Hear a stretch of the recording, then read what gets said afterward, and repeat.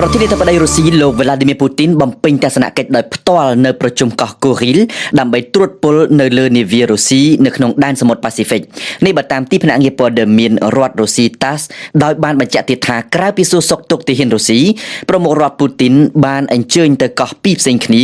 ដើម្បីធ្វើទស្សនកិច្ចនៅសាលារៀនមន្ទីរពេទ្យនិងរោងចក្រកែច្នៃផលិតត្រីសមុទ្រនៅថ្ងៃពុធនិងថ្ងៃប្រហ័សទង្វើរបស់លោក Putin ជារឿងដែលមិនអាចទទួលយកបានទាល់តែសោះនេះគឺជាប្រតិកម្មរបស់លោកស្រី Takaichi Sanae នាយករដ្ឋមន្ត្រីជប៉ុនដោយសង្កត់ធ្ងន់ថាទស្សនកិច្ចនេះធ្វើឲ្យប៉ះពាល់ទៅដល់មនោសញ្ចេតនារបស់ប្រជាជនជប៉ុនហើយរដ្ឋាភិបាលក្រុងតូក្យូប្រឆាំងយ៉ាងដាច់អហង្ការនេះគឺជាលើកទី1បើគិតត្រឹមរយៈពេលជាង15ឆ្នាំចុងក្រោយដែលប្រធានាធិបតីរុស្ស៊ីដាក់ជើងជាន់ប្រជុំកោះ Kuril គួររំលឹកជូនថាលោក Dmitry Medvedev បានធ្វើដំណើរទៅប្រជុំកោះ Kuril 2ដងម្ដងនៅក្នុងនាមជាប្រធានាធិបតីរុស្ស៊ីឆ្នាំ2010ហើយម្ដងទៀតនៅឆ្នាំ2019នៅក្នុងនាមជានាយករដ្ឋមន្ត្រីរាល់ដំណើរទស្សនកិច្ចរបស់អិសរាជជនរុស្ស៊ីនៅទីនោះគឺបង្កក្តីខឹងក្រោធពីសំណាក់រដ្ឋាភិបាលជប៉ុនត្បិតថាប្រទេសទាំងពីរដណ្ដើមយកប្រជុំកោះ Kuril រៀងខ្លួនហើយបែងចែកគ្នាមិនដាច់ស្រេចតាំងតែពីឆ្នាំ1945មកម្លេះ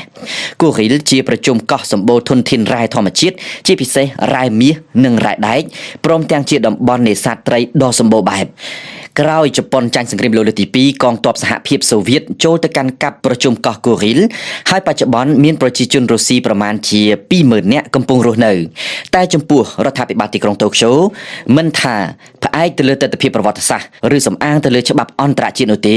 ប្រជុំកោះ Kuril ជាកម្មសិទ្ធិផ្ដាច់មុខរបស់ជប៉ុនហើយប្រជុំកោះភាគខាងជើងនេះទៀតជាដែនដីមិនអាចកាត់ផ្ដាច់ពីដែនអធិបតេយ្យភាពរបស់ជប៉ុនទេម្ល៉េះហើយតូក្យូបានប្រមានដាស់តឿនមូស្គូ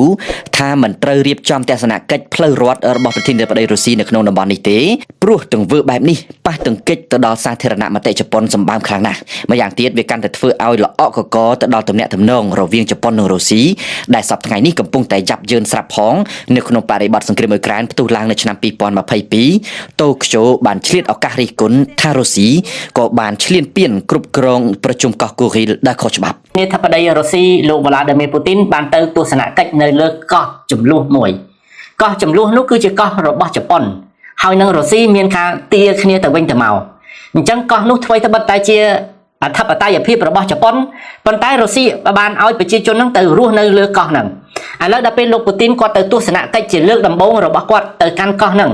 គឺត្រូវបានជប៉ុនគេអត់ឲ្យតម្លៃជប៉ុនគេថារុស្ស៊ីមិនគួរណាទៅដើម្បីបកកនៅកម្ដៅអានឹងអញ្ចឹងណាអស់លោកអ្នកណា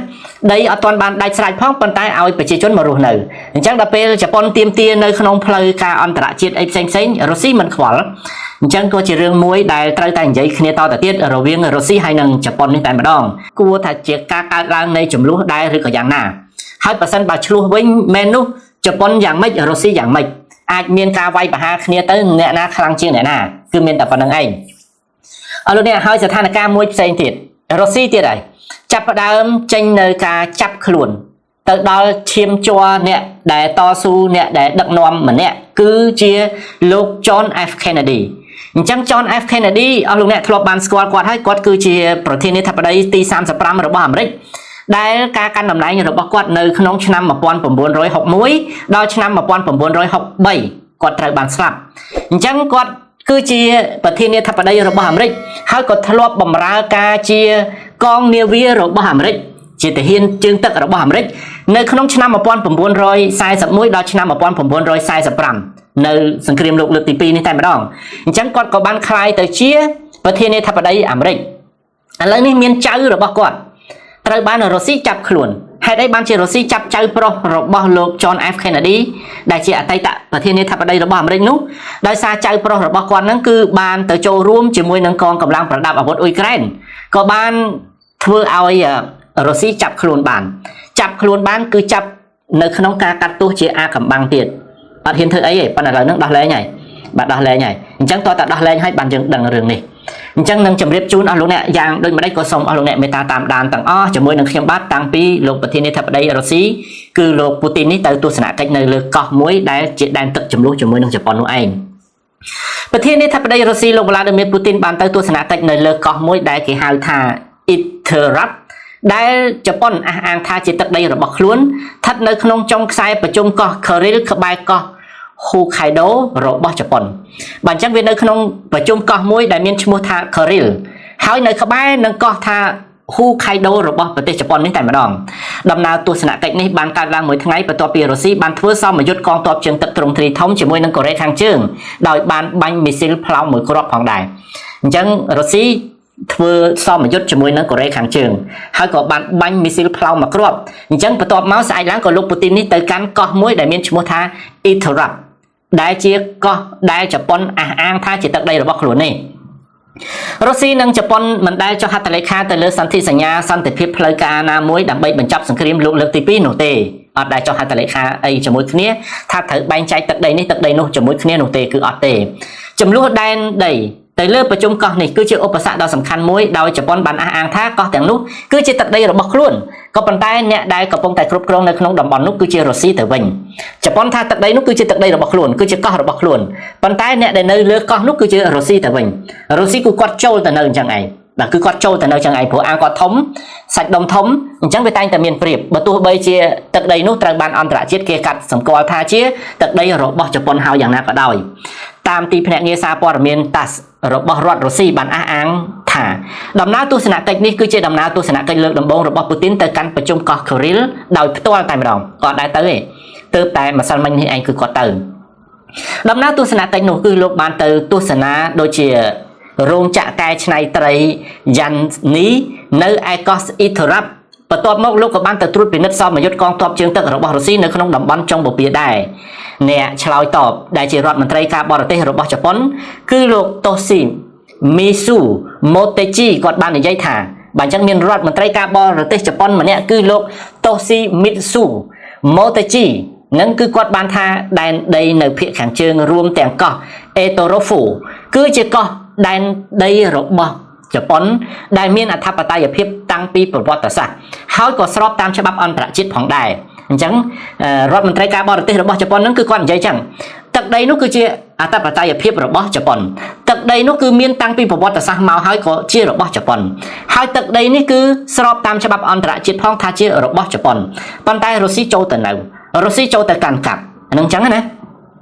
ជប៉ុនសុំតវ៉ាយ៉ាងខ្លាំងចំពោះដំណើរទស្សនកិច្ចនេះគឺជប៉ុនអត់ទទួលយកទេបាទអញ្ចឹងវាធ្វើឲ្យមិនកម្ដៅវាកាន់តែក្ដៅនៅក្នុងដំណើរទស្សនកិច្ចមួយនេះអញ្ចឹងបានថារុស្ស៊ីគឺអត់ល្អជាមួយនឹងគេគ្រប់គ្នានៅខាងប៉ែករុស្ស៊ីជាប់ជាមួយនឹងអឺរ៉ុបរុស្ស៊ីឆ្លោះជាមួយនឹងអ្នកអឺរ៉ុបនៅប៉ែកឯចុងបូព៌ាជាមួយនឹងជប៉ុនរុស្ស៊ីមកឆ្លោះជាមួយនឹងជប៉ុននៅឯអាស៊ីជាមួយនឹងចិនរុស្ស៊ីមកឆ្លោះជាមួយនឹងចិនអញ្ចឹងរុស្ស៊ីក៏ដើរឆ្លោះជាមួយគេឯងគ្រប់គ្នាឲ្យតែអ្នកនៅជុំវិញរបស់ប្រទេសរុស្ស៊ីហ្នឹង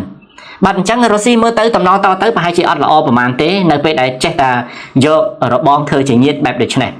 គេឲ្យយកញាតិធ្វើជារបងប៉ុន្តែរុស្ស៊ីនៅតែប្រកាន់ថាយករបងធ្វើជាញាតិយករបងធ្វើជាញាតិនៅតែខ្លាំងដើរគ្រប់គ្រងដើរវាយដើរឈ្លានពានគេគ្រប់កន្លែងអញ្ចឹងពិបាកតិចហើយអស់លោកអ្នកគឺពិបាកតិចហើយគេរាប់អានបាននៅពេលដែលអ្នកនៅមានតម្លៃឲ្យគេរាប់អានគេរាប់អានបាននៅពេលដែលអ្នកមានលុយទិញស្រាឲ្យគេផឹកណាទិញរបស់ឲ្យគេហូបគេចេះតែរាប់អានបានហើយប៉ុន្តែនៅពេលដែលអ្នកឯងអស់តម្លៃទៅគេលែងរាប់គេលែងមើលគេលែងខ្វល់នៅពេលដែលអ្នកអត់មានលុយទៅផ្គត់ផ្គង់ទៅការហូបចុករបស់គេគឺគេឈប់រាប់អានហើយព្រោះអ្នកចេះតែធ្វើអំពើអត់ល្អអញ្ចឹងគេអត់អាចទុកចិត្តបានទេបាទគេលែងទុកចិត្តហើយអញ្ចឹងនៅក្នុងសង្គមក៏បែបដូច្នោះដែរអស់លោកអ្នកណាអស់លោកអ្នកបានឃើញហើយអញ្ចឹងមនុស្សម្នាក់នឹងបានលុយមកមានស័ក្តិមានយសដល់ពេលវាមានបញ្ហាត្រង់ថាពេលដែលគាត់មុននឹងបានលុយនេះគាត់ទៅបោកប្រាស់លុយពីណាពីណីមកអញ្ចឹងណាយកមកទិញសាក់ទិញយុះដើម្បីកាន់ជាតំណែងអីមួយដើម្បីទប់ទល់ទៅនឹងការដែលទៅរកស៊ីបានលុយមកហ្នឹងបិទបាំងបិទខ្ទប់អ្វីទាំងអស់ដែលខ្លួនបានទៅច្បុកច្បល់នៅក្នុងការរកលុយហ្នឹងមិនដឹងជាងងឹតមិនដឹងជាភ្លឺទេការរកលុយមកហ្នឹងគឺគាត់បានលុយមកគាត់យកមកកាន់តំណែងណាមួយយកតួនាទីណាមួយអញ្ចឹងនៅពេលដែលតួនាទីនោះអស់ពេលណាអញ្ចឹងការដែលអ្នកឯងធ្លាប់បានទៅខ្ទប់បិទរេរាំងដើម្បីទៅយកលុយមកបានហ្នឹងគឺដល់ថ្នាក់ដល់ពេលវេលាបាទដល់ពេលវេលាដែលគេត្រូវកបួចមួយសាយពេលហ្នឹងឯងអញ្ចឹងរឿងបញ្ហានៃជីវភាពរស់នៅសប្តាហ៍ថ្ងៃក៏ដូចអញ្ចឹងដែរអញ្ចឹងរុស្ស៊ីនៅពេលដែលបញ្ហាជុំវិញប្រទេសយ៉ាងដូចនេះបាទនឹងធ្លាក់នៅពេលណាជាក់ជាមិនខានឡើយអញ្ចឹងអ្វីដែលជាដំណើរទស្សនកិច្ចនេះជប៉ុនសុំតវ៉ាយ៉ាងខ្លាំងក្លាដោយដាច់អហង្ការតែម្ដងថាមិនអាចដើរទៅក្នុងដែនដីដែលកំពុងតែមានចំនួនអញ្ចឹងបានទេ มันអាចទៅទេគឺគេអត់ទទួលយកទេដំណើរទស្សនកិច្ចនេះបានកើតឡើងបន្ទាប់ពីកូរ៉េខាងជើងបានបាញ់មីស៊ីលផ្លោមមួយគ្រាប់កាលពីថ្ងៃពុធឆ្ពោះទៅកាន់តំបន់ដំណឹងទឹកបាទទៅកាន់កន្លែងទឹកតែម្ដងនៅខាងជើងនៃឧបទ្វីបកូរ៉េគាត់បាញ់ប៉ុន្តែអត់ទៅរកដីគោកអីទេគឺបាញ់ទៅរកកន្លែងដែនទឹកបាទបាញ់ចូលក្នុងទឹកនៅខាងជើងនៃឧបទ្វីបកូរ៉េហ្នឹងតែម្ដងអរលោកអ្នកនេះគឺជាស្ថានភាពមួយដែលឃើញថារុស្ស៊ីលោកពូទីននេះតែម្ដងធ្វើដំណើរទៅកាន់ទស្សនកិច្ចនៅដែនកោះមួយដែលកំពុងតែមានចំនួនគឺជាដំណើរទស្សនកិច្ចជាលើកដំបូងរបស់គាត់ដើម្បីទៅប្រជើងជប៉ុនអីចឹងណាបាទចឹងសូមអស់លោកអ្នកមេត្តាទទួលជ្រាបហើយមួយផ្សេងទៀតដែលនិយាយអំពីការចាប់ខ្លួនទៅដល់ចៅប្រុសរបស់លោក John F Kennedy អញ្ចឹងដូចខ្ញុំបានបញ្ជាក់មកអញ្ចឹងថា John F Kennedy គឺជាប្រធានាធិបតីអាមេរិកដែលគាត់ធ្លាប់បានបម្រើជាប្រធានាធិបតីអាមេរិកនៅក្នុងខែ1ថ្ងៃទី20ឆ្នាំ1961ដល់ខែ11ថ្ងៃទី22ឆ្នាំ1963អញ្ចឹងគាត់ក៏បានស្លាប់ទៅអញ្ចឹងគាត់មានចៅប្រុសរបស់គាត់ដែលចៅប្រុសនោះគឺគាត់បានទៅចូលរួមប្រយុទ្ធជាមួយនឹងអ៊ុយក្រែនអញ្ចឹង John F Kennedy អស់លោកអ្នកស្គាល់ហើយជាពិសេសអ្នកដែលគាត់កើតនៅក្នុងអំឡុងទសវត្ស60នោះគឺគាត់ស្គាល់ហើយស្គាល់ច្បាស់តែម្ដងបាទរហូតដល់ឥឡូវហ្នឹងគឺគាត់នៅតែស្គាល់ដែរក៏គេមិនទាន់បានភ្លេចគាត់ដែរពីព្រោះគាត់បានមានបញ្ហានៅក្នុងរដ្ឋបាលរបស់គាត់ហ្នឹងគឺមានព្រឹត្តិការណ៍មួយដែលគេហៅថាវិបត្តិមីស៊ីលគុយបានោះឯងបាទនៅក្នុងអំឡុងពេលនោះអាមេរិកមានវិបត្តិមីស៊ីលគុយបាហ្នឹងគឺសម័យរបស់លោក John F Kennedy ហ្នឹងជាអ្នកកាន់គ្រប់គ្រងអាមេរិកតែម្ដងបាទអញ្ចឹងគាត់ធ្លាប់បម្រើជាកង Navy មានន័យថាទាហានជើងទឹកកាលពីគាត់មុនខ្លាយទៅជាប្រធានាធិបតីនោះបាទអញ្ចឹងឃើញសាច់ឈាមគេកូនចៅគេអ្នកតស៊ូគឺគេកើតមកគ្រប់ចំនួនគឺសិតតែជាអ្នកតស៊ូរហូតអញ្ចឹងយ៉ាងដូចម្ដេចនៅក្នុងអត្ថបទនេះរុស្ស៊ីចាប់ចៅប្រុសរបស់លោក John F Kennedy ដោយកំបាំងមុខពីបទប្រយុទ្ធដើម្បីអ៊ុយក្រែនចាប់នឹងមិនមែនចាប់នៅក្នុងពេញមុខពេញមាត់យកទៅកាត់ក្តីជាចំហជាសាធារណៈអីទេគឺកាត់ក្តីដោយកំបាំងមុខតែម្ដងមានន័យថាកាត់ក្តីដោយបិទទ្វារតឡាការមួយនៅក្នុងទីក្រុងមូស្គូបានចាប់ខ្លួនពលរដ្ឋអាមេរិកឈ្មោះ Connor Kennedy អញ្ចឹងគាត់ឈ្មោះ Connor Kennedy ដោយកំបាំងមុខដោយបានដាក់គាត់នៅក្នុងបញ្ជីចាប់ខ្លួនអន្តរជាតិជំវិញការចូលរួមនៅក្នុងប្រតិបត្តិការប្រយុទ្ធនៅក្នុងនាមជាផ្នែកមួយនៃកងកម្លាំងការពារជាតិអ៊ុយក្រែនថាគាត់នឹងចូលរួមដើម្បីជួយអ៊ុយក្រែនមកវាយរុស្ស៊ីបាទមិនមែនជួយមកវាយគឺជួយទប់ទល់រុស្ស៊ីព្រោះរុស្ស៊ីជាអ្នកចូលវាយអ៊ុយក្រែនអញ្ចឹងពួកគាត់ចូលរួមជាមួយនឹងអ៊ុយក្រែនដើម្បីទប់ទល់រុស្ស៊ីវាយមកនេះតែម្ដងទីភ្នាក់ងារឃោសនារដ្ឋរបស់រុស្ស៊ីដែលមានឈ្មោះថា TASS បានរាយការណ៍អំពីរឿងនេះដោយដកស្រង់នៅសេចក្តីសម្រេចរបស់តុលាការដែលបានគាំទ្រការចាប់ខ្លួននេះបន្ទាប់ពីសាវនាការឧត្តរបិទទ្វារសាវនាការឧត្តរគឺមានក៏ប៉ុន្តែបិទទ្វារអញ្ចឹងជាមួយនឹងកូនអ្នកធំជាមួយនឹងកូនអ្នកមានមុខមានមាត់អត់ហ៊ានកាត់ដោយបើកទ្វារចំហសុកចិត្តបិទទ្វារកាត់ក្តីឲ្យបានអាងចាប់គាត់ដាក់ចូលគុកអីចឹងទៅបាទអញ្ចឹងប៉ុន្តែរឿងសម្រាប់រឿងធ្វើបាបអីដូចមិនហ៊ានទេឲ្យលោកអ្នកថ្នាក់ហ្នឹងហើយខ្នាតហ្នឹងហើយគឺមិនហ៊ានទេបាទគឺមិនហ៊ានតែម្ដងអ្នកស៊ើបអង្កេតរុស្ស៊ីគេបានច្រានចោលចៅប្រុសរបស់អតីតអគ្គព្រះរាជអាជ្ញាអាមេរិក Robert Kennedy និងចៅប្រុសរបស់អតីតប្រធានាធិបតីអាមេរិកគឺ John F Kennedy ពីបទសកម្មភាពស៊ីឈ្នួលបើអញ្ចឹងខាងអ្នកស៊ើបអង្កេតហ្នឹងគឺគេបានចោទប្រកាន់ទៅដល់ចៅប្រុសរបស់លោក John F Kennedy ហ្នឹងណាប៉ុន្តែមានខ្សែរយៈរបស់គាត់មួយទៀតគឺ Robert F Kennedy គាត់គឺជាអគ្គព្រះរាជអាជ្ញាអាមេរិកអាហ្នឹងក៏ជាជីតាដែរហើយលោក John F Kennedy គឺជាប្រធានាធិបតីរបស់អាមេរិកដែរបាទអញ្ចឹងគេចោទប្រកាន់គាត់ពីបទស៊ីឈ្នួលធ្វើទាហានស៊ីឈ្នួលឲ្យអ៊ុយក្រែនយោងតាមច្បាប់របស់រុស្ស៊ីការចោទប្រកាន់នេះត្រូវបានផ្ដន្ទាទោសឲ្យដាក់ពន្ធនាគារពី7ឆ្នាំទៅ10ឆ្នាំឲ្យតែអ្នកណាឲ្យទៅស៊ីឈ្នួលចូលប្រយុទ្ធឲ្យអ៊ុយក្រែនមានន័យថាទៅធ្វើទាហានស៊ីឈ្នួលឲ្យអ៊ុយក្រែននោះគឺនឹងជាប់ទោសពី7ឆ្នាំទៅ10ឆ្នាំកាលពីខែតុលាឆ្នាំ2022លោក Connor Kennedy នេះគឺជាចៅប្រុសរបស់លោក Kennedy នេះឯងផ្ទាល់បាននិយាយថាគាត់បាននិយាយថាលោកបានប្រយុទ្ធដោយសម្ងាត់នៅខាងអ៊ុយក្រែននៅក្នុងនាមផ្នែកមួយនៃកងពលអន្តរជាតិនៅក្នុងតំបន់កាគីវហើយលោកបាននិយាយថាលោកបានចូលរួមនៅក្នុងកងពលនេះតាមរយៈស្ថានទូតអ៊ុយក្រែនភ្លាមបន្ទាប់ពីការចាប់ផ្ដើមនៃការឈ្លានពានទ្រង់ទ្រាយធំរបស់រុស្ស៊ីអញ្ចឹងគាត់អត់មានអ្នកណាជួលគាត់ទេគឺគាត់មានទឹកចិត្តចូលតែម្ដងគ្រាន់តែស្ថានទូតអ៊ុយក្រែន ទទួលតាហ៊ានទៅគឺគាត់ទៅតែម្ដងពេលដែលរុស្ស៊ីចាប់ផ្ដើមឈ្លានពានអ៊ុយក្រែនទ្រង់ទ្រាយធំហ្នឹងគឺគាត់ចូលទៅតែម្ដងនេះនៅក្នុងឆ្នាំ2022គាត់បាននិយាយចឹង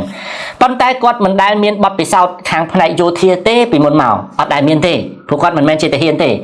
ហើយក៏មានមនុស្សតែមួយចំនួនតូចប៉ុណ្ណោះដែលដឹងអំពីការដាក់ពង្រាយរបស់លោកនៅជួរមុខនៅក្នុងនាមជាត្រកូលពិតរបស់លោកគាត់អត់មានដូរឈ្មោះអត់មានកែឈ្មោះអីទាំងអស់ត្រកូល Kennedy គឺដាក់ Kennedy អញ្ចឹងតែម្ដងអញ្ចឹងគាត់ឈ្មោះថា Colonel Kennedy គឺគាត់ដាក់អញ្ចឹងតែម្ដងប៉ុន្តែគ្រាន់តែមនុស្សតិចណាស់ដែលដឹងថាគាត់នេះជា